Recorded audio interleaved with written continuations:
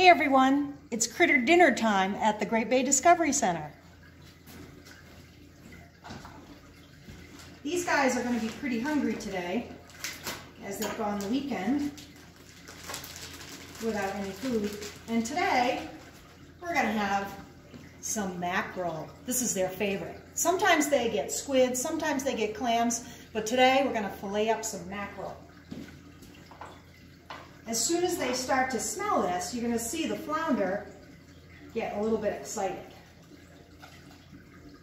Just going to fillet off one of these sides of these guys. Look, the little guys are already in on it.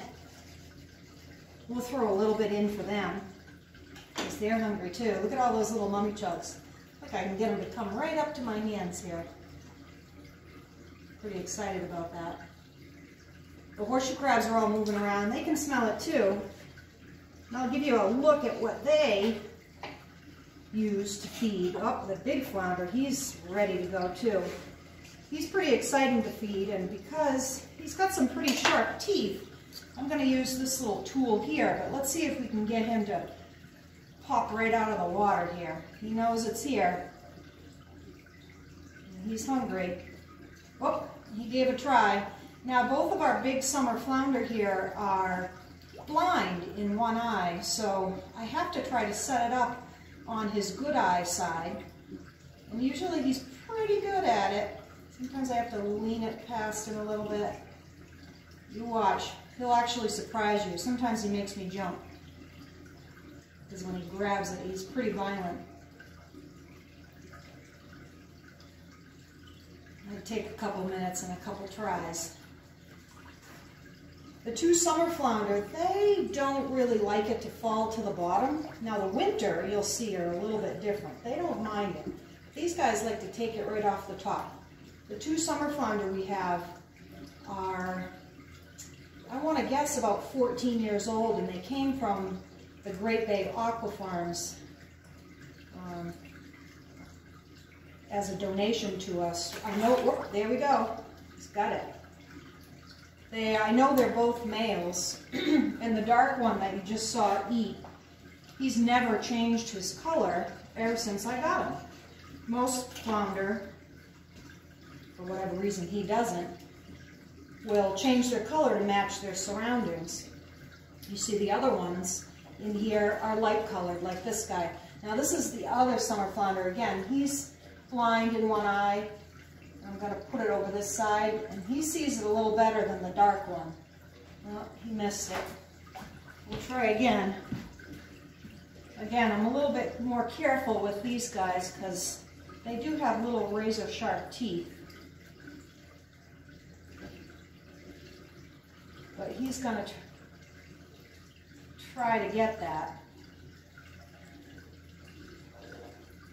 No luck there, but you know what? I let a few pieces fall because guess who wants to get those as soon as they fall to the bottom?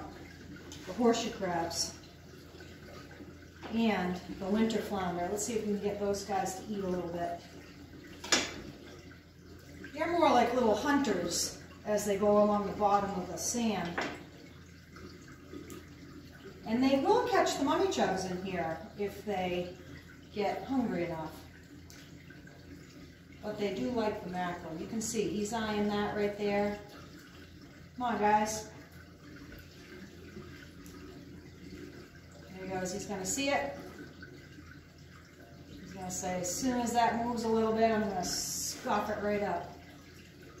I'm going to fillet up the other side of the mackerel here. Now, I have these in my freezer in the basement, and I take out a couple every time I feed, thaw them out a little bit. So these guys know when they're going to get fed because they kind of hang in the tank for a while.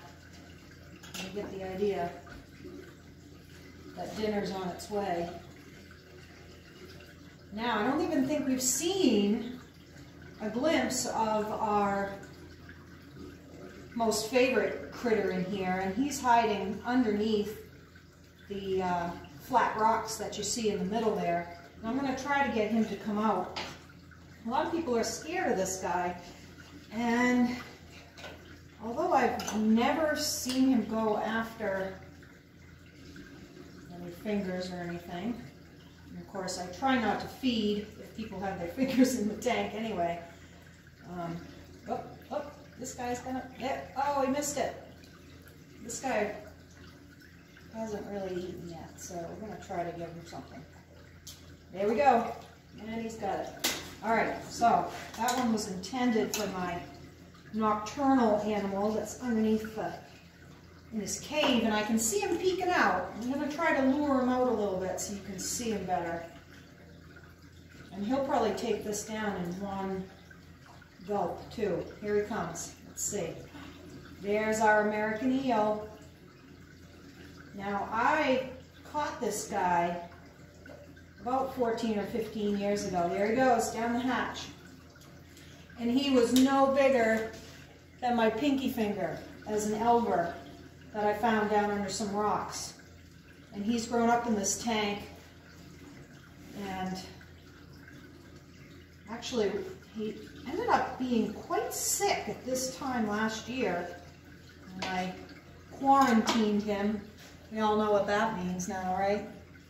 I quarantined him in a tank in the basement, and he spent a couple months down there, poor guy.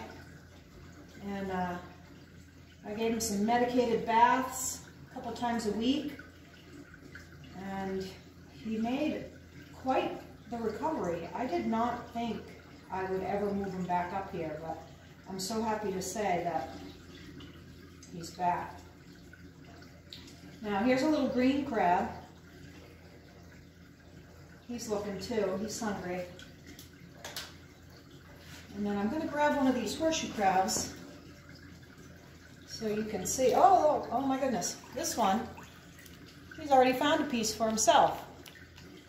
Now horseshoe crabs are pretty cool critters. They're closely related to spiders and scorpions and ticks. Now those are all animals that, you know, most people don't want to hold or don't want on them, and there's good reason for that.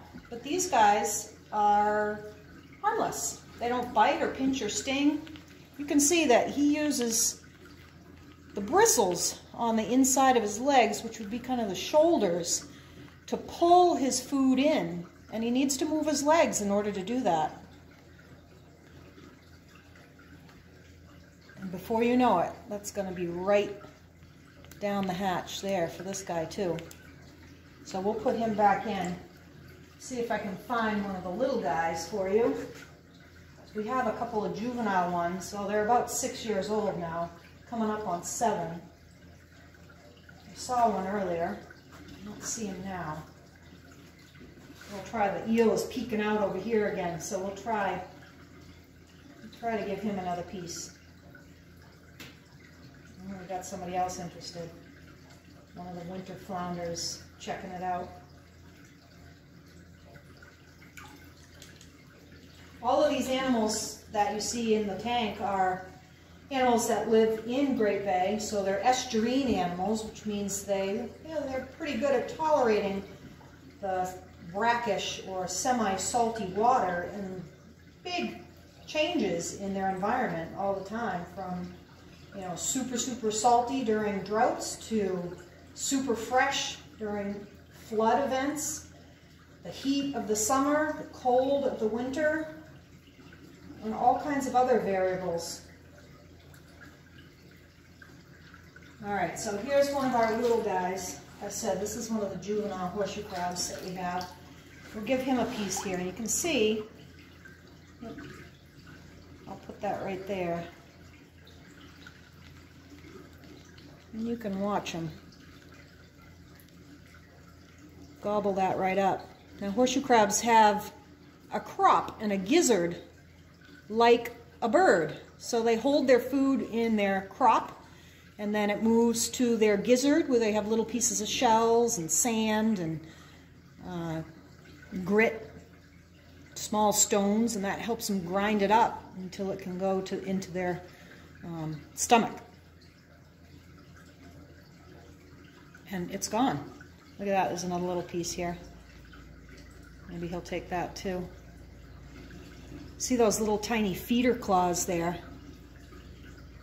Those are helping to push his food down into those spines, and that piece is gone too. So I'll put him back. He's pretty good at finding all the leftover pieces that the flounder don't eat. And I'll throw a few more pieces in for them. And I know there's another crab in here too, hiding probably. But I think everybody's going to be pretty happy with today's food. Because both big flounder, I've seen 2 out of the 3 little flounder eat. Oh, there's the other one. You can see. There's his eyes right there poking up, but he's mostly buried under the sand. We'll throw a piece over there, see if we can wake him up a little bit.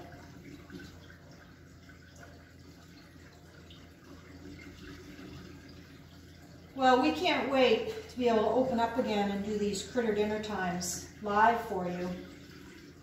It's kind of boring not having a flowing audience through here to share our exhibits and our animals, but they're here, so don't worry. When we're back, they'll be here for you to see. Until next time.